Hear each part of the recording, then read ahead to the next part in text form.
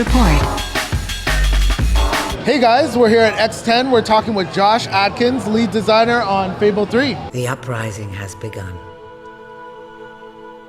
But who will lead the revolution? Fable's a huge game, and there's a ton of stuff to talk about, but if I were going to pick one thing, the biggest and most important thing is this idea of a journey to rule. So you start the game out as a revolutionary, and you need to get people to follow you and believe in you to overthrow the evil king, who, without giving a spoiler away, also happens to be your older brother. And the way you get people to follow you is both by being a great hero, but also by making promises to them. And you say, all right, if you follow me, I promise that I will end child labor, or I'll give these lands back to you that my brother took, or I'll be a great environmental leader. You can make lots of different promises to them. And then once you become ruler, the real trick is, do you decide to make good on those promises, and can you? One of the great success stories of Fable was the customization of your player. You're able to make him look the way you want it to look, have whatever family or relationships you wanted to have. How do you take that customization a step further in the third one? I think it's an interesting question. So the way I believe we've taken it further is by allowing you actually to have those relationships with other players. So all the great customization is there. You can do whatever you want with your hero, you can dress them however you want, but really what's interesting is you can now get married and have a family with another player. And so this allows you to actually have this whole new experience in the game, where you're really going to feel engaged and emotionally involved with other players. And you can also adopt kids, and we support same-sex marriage. And so we're really allowing players to experience the game how they want to.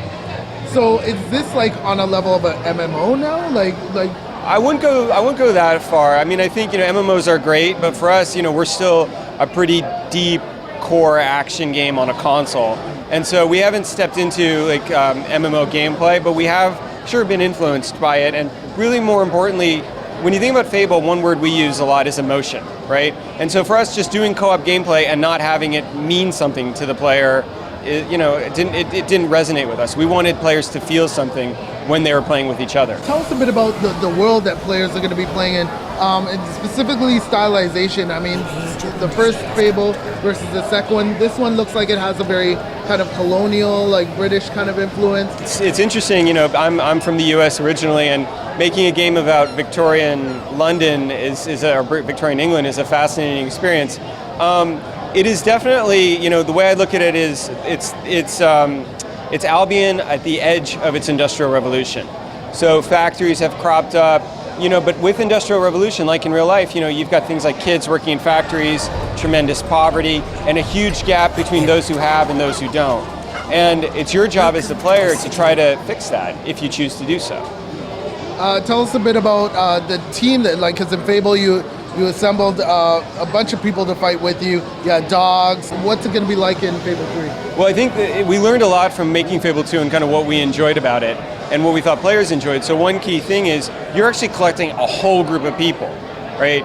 So that we're going to follow you and believe in you as the leader. And so, you're actually going to see visual representations of who's following you, and you can actually build quite a big group.